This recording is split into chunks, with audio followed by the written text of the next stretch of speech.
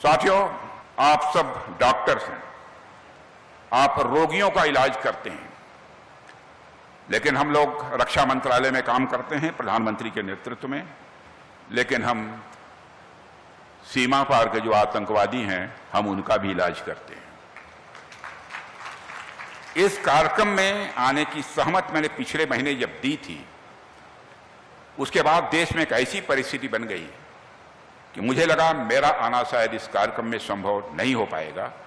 जैसा कि आप जानते हैं कि भारत ने पिछले आतंकवाद के विरुद्ध ऑपरेशन सिंदूर की शुरुआत की थी और सफलतापूर्वक पाकिस्तान में मौजूद आतंकवादियों के ठिकानों पर प्रहार किया और बड़ी संख्या में आतंकवादियों का सफाया करने में कामयाबी हासिल की।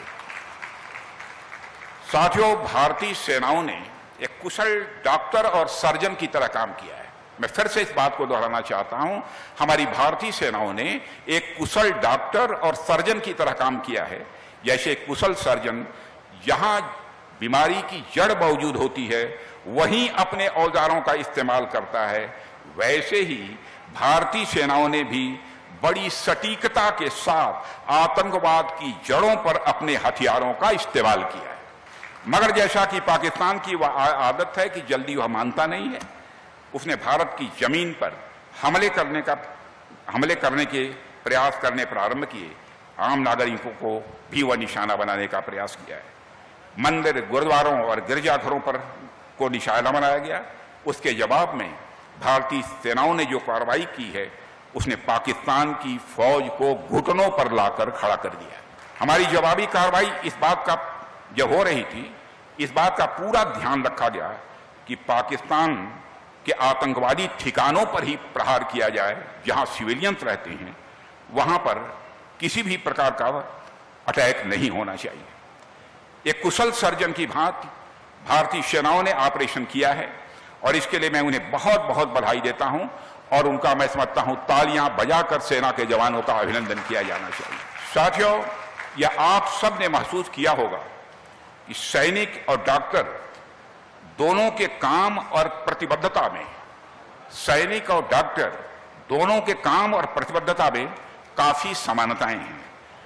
दोनों ही आम नागरिक की रक्षा करते हैं। एक स्वास्थ्य की रक्षा करता है और दूसरा राष्ट्र की रक्षा करता है।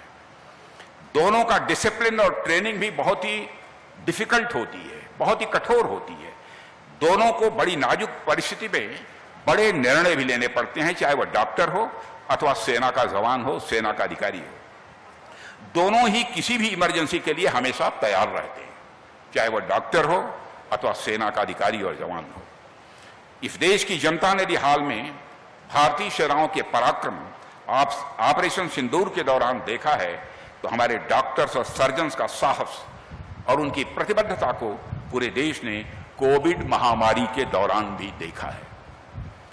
सैनिकों की भांति हमारे डॉक्टर्स भी अपनी ड्यूटी, अपने साहस और देश व समाज की सेवा के लिए जाने जाते हैं और सम्मान पाते हैं। डॉक्टर केएन सिंह के बारे में मैं कह सकता हूं, ऐसे ही डॉक्टर थे जो सैनिक भाव से काम करते थे और कोविड के दौरान ही उनका निधन हुआ था। भारतर एकमात्र परीक्षित बायोसार पृथ्वी प्रो माटी को रखे सुस्थ, दिए नुआ जीवन। धान, पनीपरिबा और डाली जातीय फसल लाभदायक, अमल बढ़ाए, रोग कमाए। आज ही जमी रे प्रयोग करंतु। जोगाजोग 9937054201 नंबर को डायल करंतु। आम सह जोड़ी हेबा पाई आमको लाइक, फॉलो और सब्सक्राइब करंतु। अधिक अपडेट पाई विजिट करंतु आम वेबसाइट thequiver.in।